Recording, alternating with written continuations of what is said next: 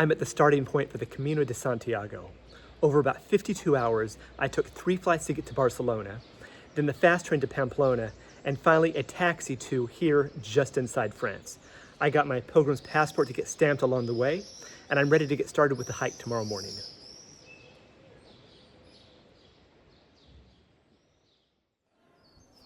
I spent a lot of time training for Kilimanjaro, and once I was done, I just went home and sat on the couch for 9 months. So the 4,000-foot elevation gain today kicked my ass. It was a 17-mile, 9-hour hike over the Pyrenees and back into Spain. It was hot and steep, but at least the views were amazing, and I get to stay in the albergue and the dorms in this amazing church. From here on out, it'll be a lot easier and a lot less steep.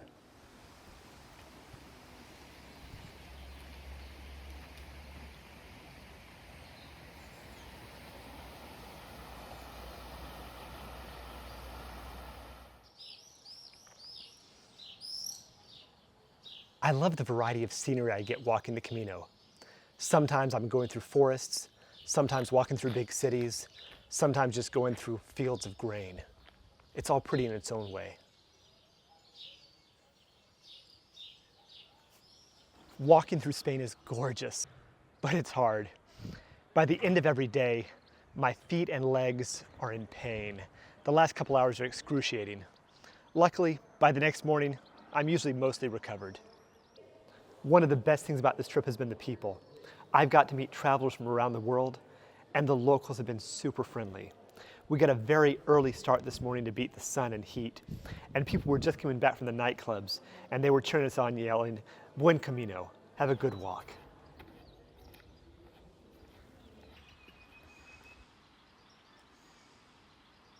I really like how there's always food and drinks around. Every village we go to has a cute little cafe. Sometimes along the way, there's people that just set up tables and have food there for donations. And today, we even ran across a refrigerator outside someone's house that had beer and ice cream for us.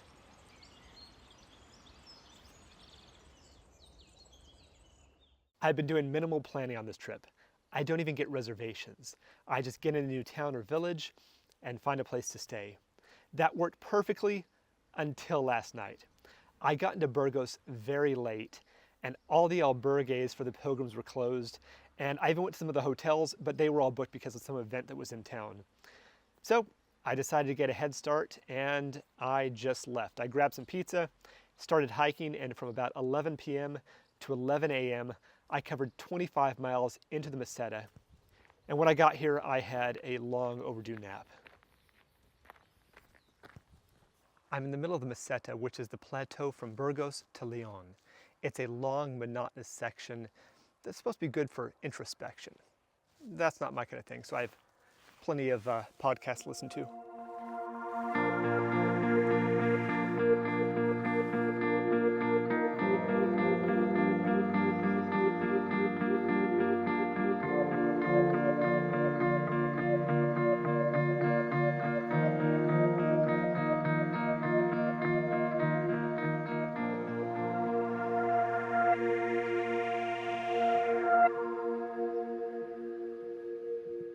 I finally got through the Meseta and into Leon, and when I got here I did the most touristy thing ever. I took a fake train around to see the sights. There are many different Caminos that come from different parts of Europe and all end up in Santiago.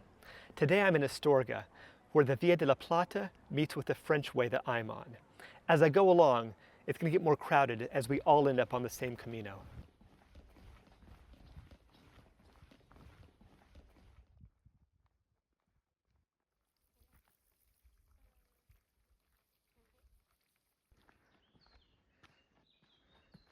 Today I made it to Ponferrada, and along the way I passed the Iron Cross, which is the highest point on the journey.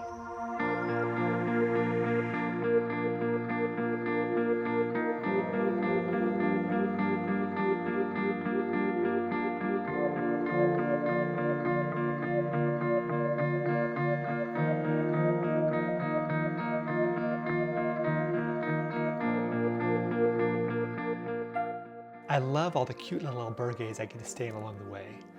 Many of the buildings are older than America. They're usually pretty nice, but this was the first one that actually had a foot massager. After a 12-hour, 26-mile hike, it was amazing.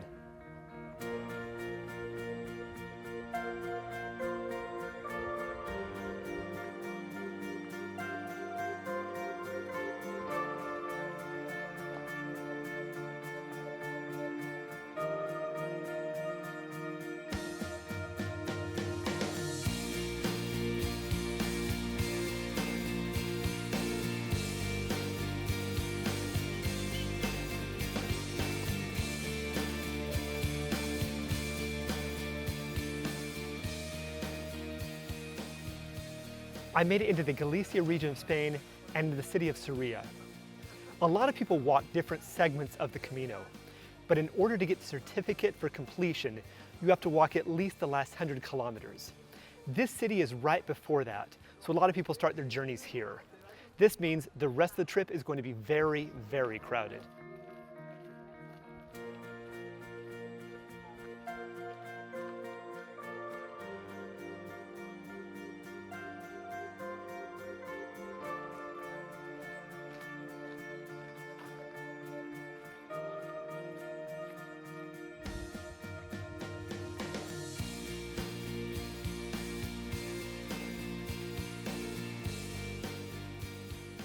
I passed the marker for the last 100 kilometers, so I'm getting closer.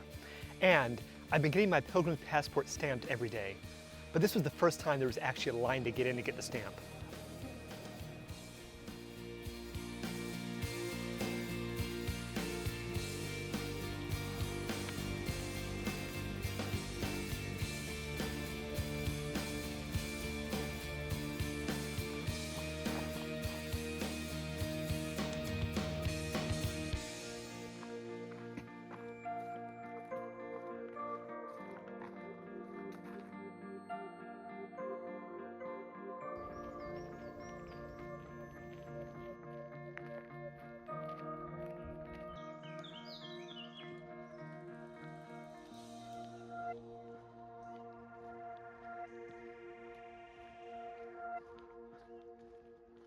I made it to the point where the French Way and the Primitivo path meet.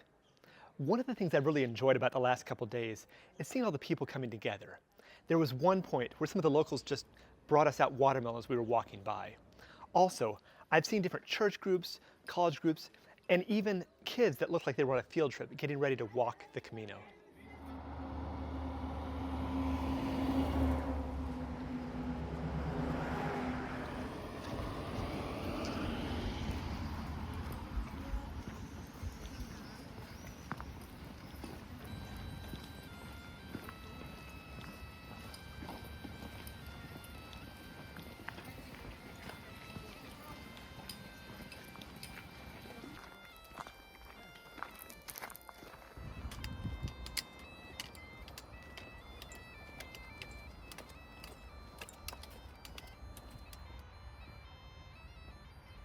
I made it to Santiago.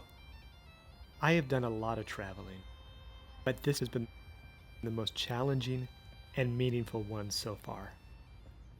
I had the opportunity to push myself to the limit and see if I could hike across Spain. I had to learn how to deal with blisters and excruciating pain. I saw some amazing scenery. Every morning I started hiking before dawn and got to see the sunrise. I went through mountains, desert, and the countryside. I explored another culture. I walked through little villages I never would have seen otherwise, explored larger cities on foot, and searched for vegetarian food all over Spain. And I met people from all over the world. Everyone had their own reasons for walking the Camino. Some had religious or spiritual reasons. Some were looking for adventure, and some were working out issues in their lives. We all had time to talk, think, and just take a break from life. Coming into Santiago was moving. People laughed, cried, and shared all the emotions that come with completing a journey like this. It was hard, but I'm glad I did it. The only way to finish this trip is to head to Finisterre, what people used to think was the edge of the world.